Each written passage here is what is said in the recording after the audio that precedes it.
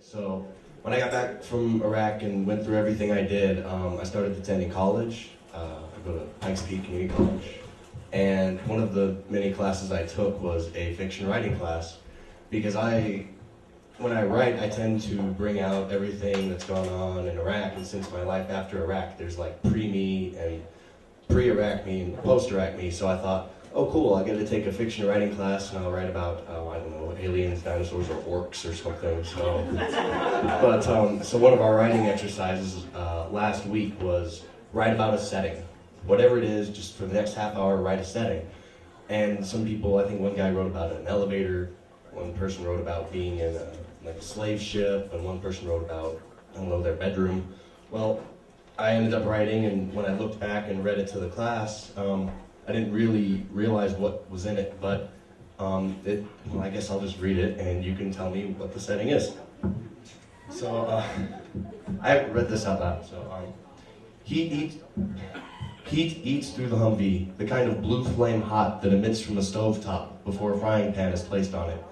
That haze overcomes the stone and brick buildings. Everything appears as a mirage. What is real? What is false? We travel through the countryside. Huts line the road on both sides. Up the way, a man sets up a watermelon stand in front of one hut. He looks a lot more comfortable than I.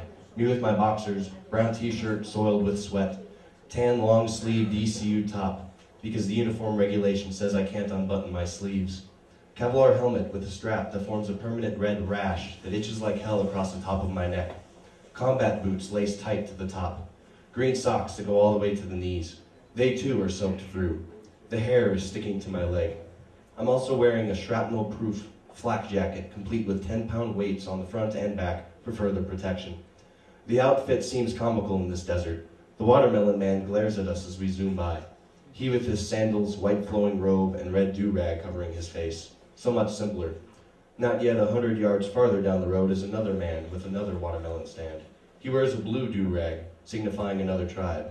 In front of him is an orange and white checkered taxi with a steaming radiator. That same haze floats upward from it. On a clear day, it is foggy. The air is stagnant and foul.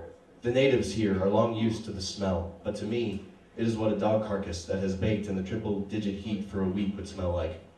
It's too hot even for the vultures to come out and play. Sweat rolls down the crack of my ass, and there's nothing I can do about it.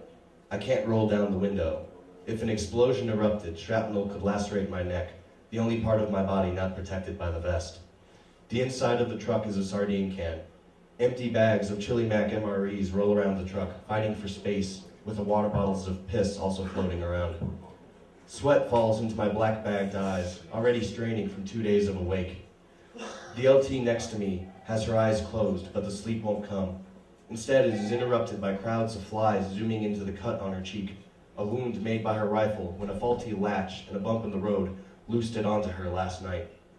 The sun beats down, a never-ending cascade of orange and red fire, which never seems to give up on its mission of hellstorm.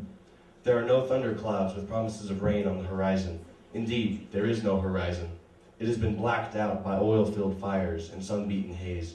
No cool wind to save us, but if there were, it would only carry on it the dog carcass smell and toxic fume from the oil fires. And fear.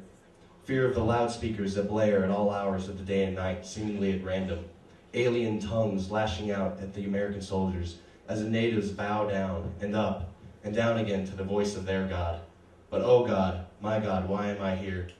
I reach for my boiling bottle of water, hoping to quench the thirst of my mouth. The Tabasco-filled cotton balls seemingly stuffed down my throat while I slept keep me from being able to yawn.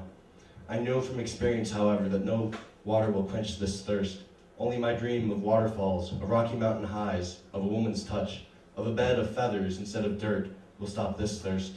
Instead, I just get sand, everywhere. Somewhere an hourglass empties out a hole broken into the bottom of it. The sand empties and falls into my grave. I dream. I try to sleep. I cry and weep, and soon I will die and go home. So much for the words.